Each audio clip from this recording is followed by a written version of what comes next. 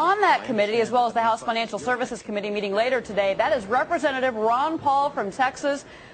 Sir, thank you for being with us. You had an interesting exchange with the Fed chairman a few moments ago over the Great Depression. As you know, Ben Bernanke, a big student of the Great Depression, you say that we are in that period again.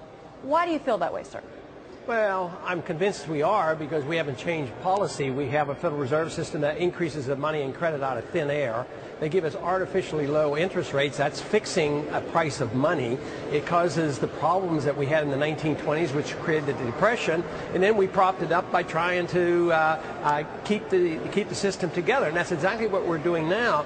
The system is overinflated. The bubble has burst, and what are we doing? We're trying to keep housing prices up and stimulate building. But there are too many houses. That's the problem. So we really haven't learned a whole lot, and I know Mr. Bernanke has studied the Depression, but his conclusion is that we needed more credit. We needed more challenge. But today, it's much more dangerous because today, the more money and credit you create out of thin air, the bigger the challenge it will be to the dollar. In the 1930s, there was not nearly the challenge on the dollar as it is today. Congressman Paul, if we don't do anything, if we don't pass this $700 billion, whatever number it ends up being, what about the risks to the financial system? Forget inflation. What about deflation, for example? Well, I think the risk would be less because I think what they're doing now is creating a situation where every single person in this country is going to suffer with a dollar depreciation. That means the savings of every person. Today, the risk is Wall Street buying up assets that have no value. They call them illiquid. Well, they're illiquid because nobody wants them. Let the price go down and find out what's valuable and let people buy them. I mean, Lehman Brothers got taken care of, so treat it like Lehman Brothers. That's how AIG should have been taken care of. But this whole idea, and they threaten us, and they say, oh, if you don't vote for this, things are going to be much worse. Well, they don't know. They could be much worse if we do vote for this because we're perpetuating a system that's coming to an end. This is a system of total fiat money since 1971, and we have inflated drastically. The dollar will be on the ropes if we don't change our way, and yet all we're doing now is spending more money, running up huge deficits, and the Federal Reserve creating new money. I mean, $700 billion they've already created, and they created that out of thin air, and now we're coming along and we're going to appropriate $700 billion. We don't have any of that money, and we're not going to cut anything.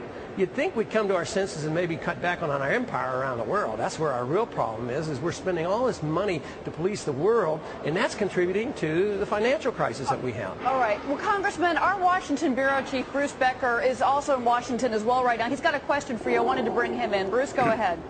Yeah, hello, Congressman. I wanted to ask you, are you attending any of these closed-door meetings where Secretary Paulson and Chairman Bernanke are describing what I'm hearing is a much more dire portrait of the economy than they're painting publicly? Are you hearing those, and what kind of picture are they painting? And do you feel that those are not true, or that just simply the risks of government intervention are worse? Well, I don't think they're lying, but they're not true. They're not accurate because I don't think they have a full understanding of the economic picture, and they see it on the short run. Yes, on the short run, there are going to be problems because, you know, if they did it my way, you might have a very, very serious recession for a year, but then it would be over with. Right now, they're prolonging what has to be done. Bad assets and bad debt has to be liquidated. But now they're not allowing that to happen. That's what we did in the Depression. That's why the Depression lasted for more than a decade. In 1921, we had a bad depression, because of the inflation for the World War I. But it was over in 1 year. People hardly even remember it. But now we feel compelled for political reasons to interject all this planning and spending and all. But the market is much smarter than all the politicians and all the central bankers that we have. Well, so can you give us a sense of where you predict this is going in terms of the votes? Oh, the votes. I'm surprised that people aren't panicking because I don't sense that there's a vote. Everybody's getting thousands and thousands of calls. Don't vote for this. So I don't know how the Democrats are going to get the vote. And now they painted this picture of threats. If you don't pass it, it's going to be a disaster. So they've set the stage that they have to get it passed just for the psychological reason of what it'd be like if they don't pass it. But right now, just from my experience in talking to people on the floor, I don't know where the votes are going to come from. The only way they're going to get the votes is they're going to have to give everybody something, which will compound our problem. They'll be doing a lot of appropriations in the bill for each individual district. Congressman, we're hearing that President Bush is mulling over the possibility of addressing the nation over the financial crisis. What are your constituents telling you from Texas? Because we're hearing a lot of Americans are not on board with this bailout as of now. Right. Well, that's what I'm hearing. They don't want me to spend more money. I have a district that's been used to me of being around and warning about this and saying that we've gotten ourselves into trouble because we spend too much.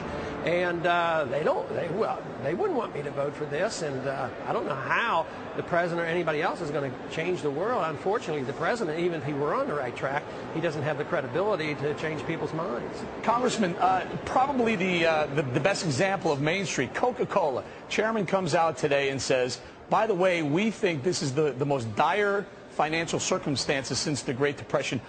You know, when it trickles down to Main Street, how do you address it? How do you say we're going to walk away from this and take our chances with the market and see what happens with housing with Main Street? Mainly because if you understand monetary policy, you know what you're going to do is destroy the dollar. That problem is 10 times greater than having some companies go bankrupt. Well, let me ask you this. You were, of course, running for president. I mean, if you were president, if you were taking office in January, what would you do? What would you say to the American people to fix what has become a calamity in our financial markets and in our economy?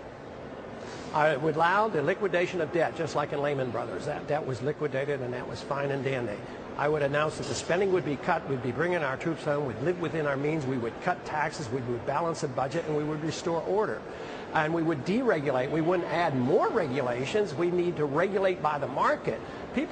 Regulation is good, but it's regulation by the market, which means you liquidate bad debt, or you regulate by bureaucrats. Well, wait a minute. I'm sorry, Congressman, but wait a minute. Why not then, instead of pointing the finger at Wall Street that we're trading the securities, why not put more regulation on the mortgage industry, on appraisers? That's where this problem started 18 months ago. Why not go there? That's completely off track, because the malinvestment comes from the excess of credit, and it's not the lack of regulation. Enron, people came to the conclusion that there wasn't enough regulation, so we passed Sarbanes-Oxley, which has been very damaging to the business community.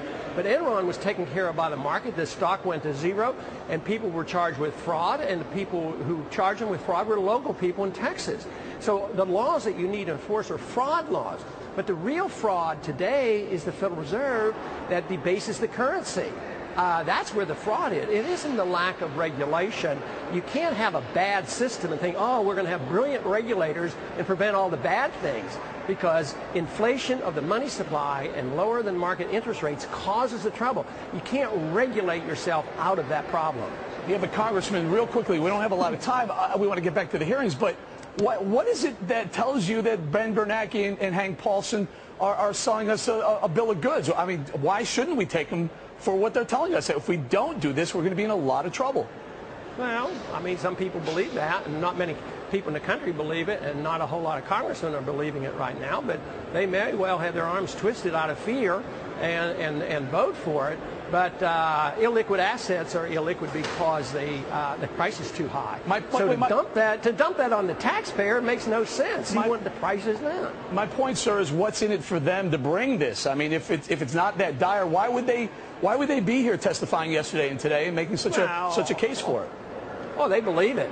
They believe it, but I don't think they have a clear shot at being credible. I mean, they've been involved in Wall Street. They've been involved with Goldman Sachs for a long time. So, but they've studied different economics. They haven't studied Austrian free market sound money economics. They're all Keynesians. They believe in intervention and planning and regulating and inflation. The system that is not viable, and this fiat system has been around only since 1971.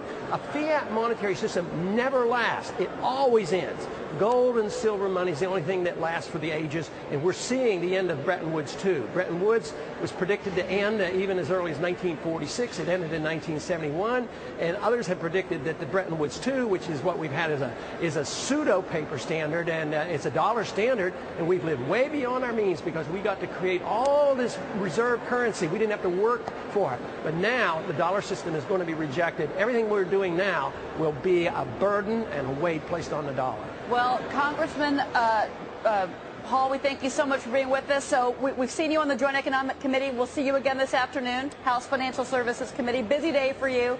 Thank you for being with us this afternoon.